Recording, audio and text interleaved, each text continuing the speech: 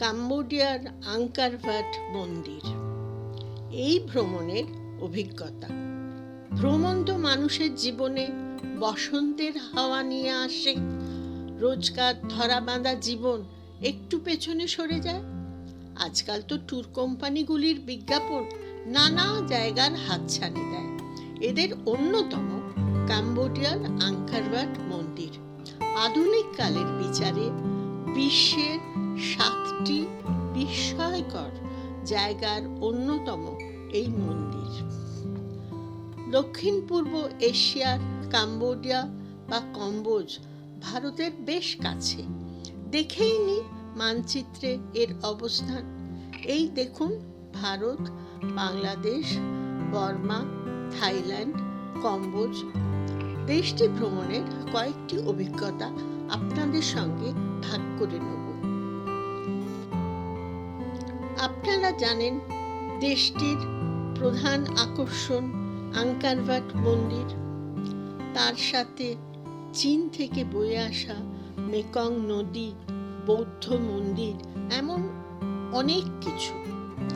আরো ভালো লাগলো এটা জেনে যে ভারতের সঙ্গে এই দেশটির বন্ধন 2000 বছরের পুরনো শুধু নয়, ভারতের প্রাচীন সংস্কৃতি আশ্চর্যজনকভাবে দেশটিকে অনেকখানি সমৃদ্ধ করেছিল।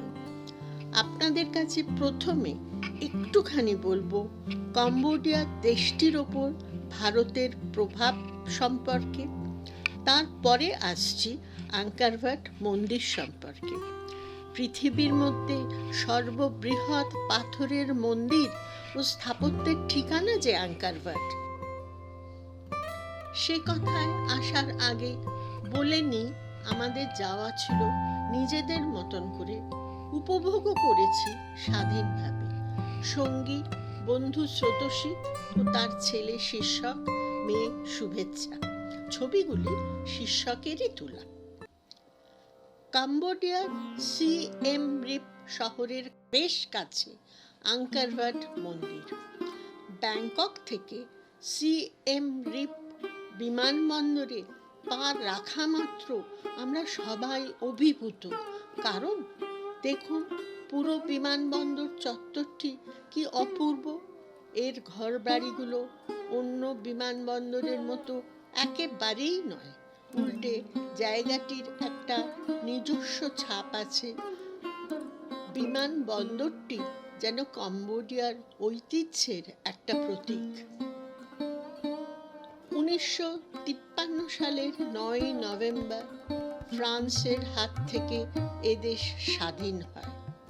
ভারতের প্রধানমন্ত্রী জওহরলাল নেহেরু তৎক্ষণাৎ কম্বোডিয়াকে স্বীকৃতি দেন। ভারতের বহু বিশিষ্ট রাষ্ট্রপ্রধান, পণ্ডিত ব্যক্তিও এদেশে গেছেন, আর আংকর ভাটের টান তো ছিলই।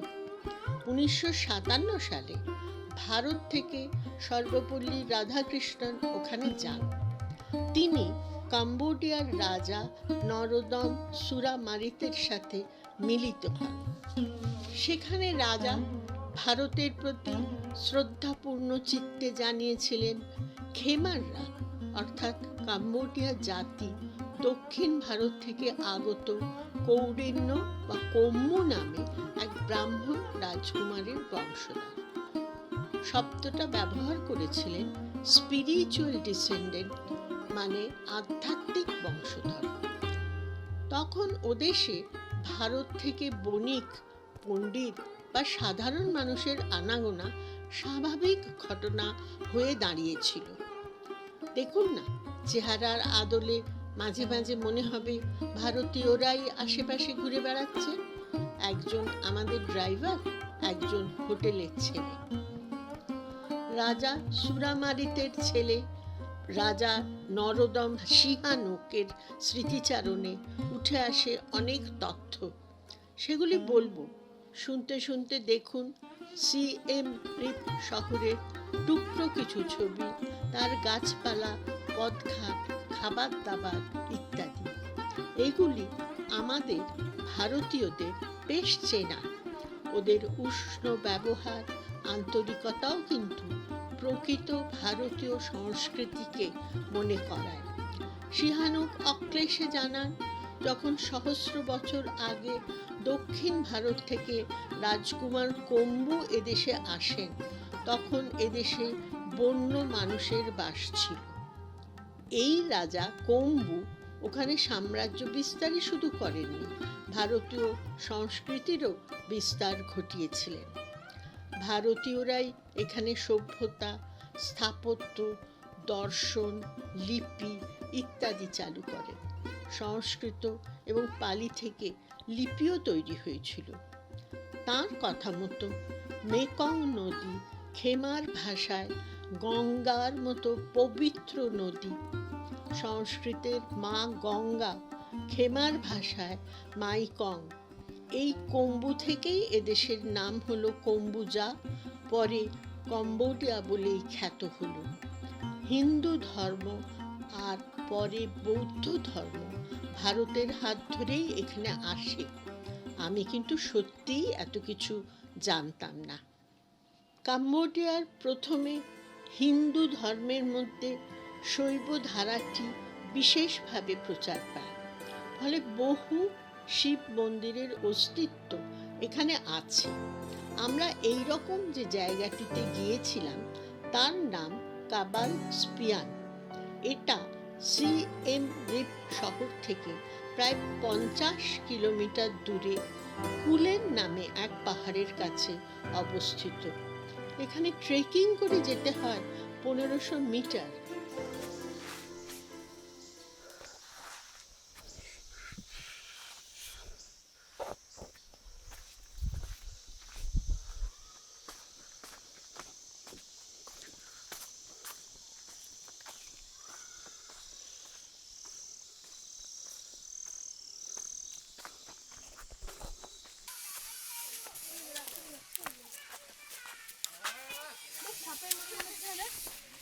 গায়ে কটা কটা দেখো মা, ও মা এটা সাপের মতো মনে হচ্ছে না?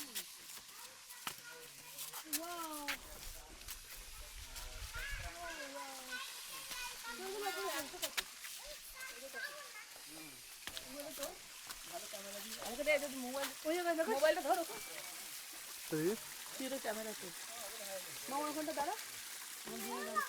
এগুলো কারো ইয়ে করা, কাজ করা, ওখানে মানুষজনের কাজ করা আছে, কাজ করা। চল আর বেশি দেরি করবি না, কিন্তু একা আছে।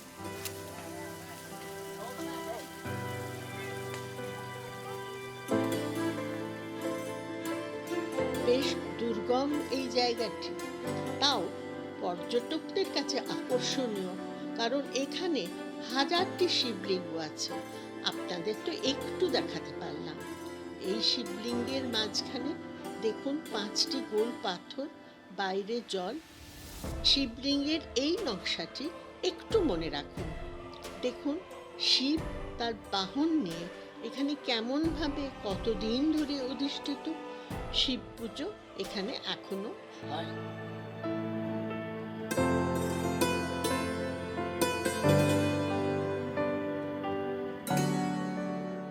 এর পরের পর্বে আপনারা দেখবেন অ্যাঙ্কার ওয়াট।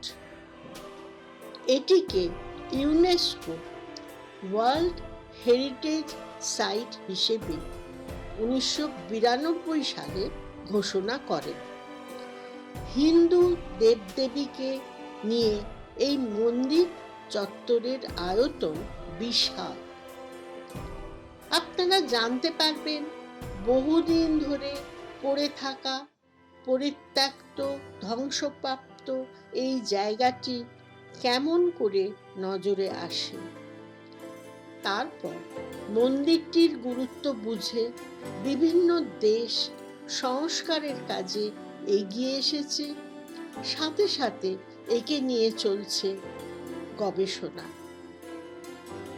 আপনারা জানবেন রাজা সূর্যবর্মন দ্বিতীয় এটিকে মূলত বিষ্ণু মন্দির হিসাবে প্রতিষ্ঠা করেন।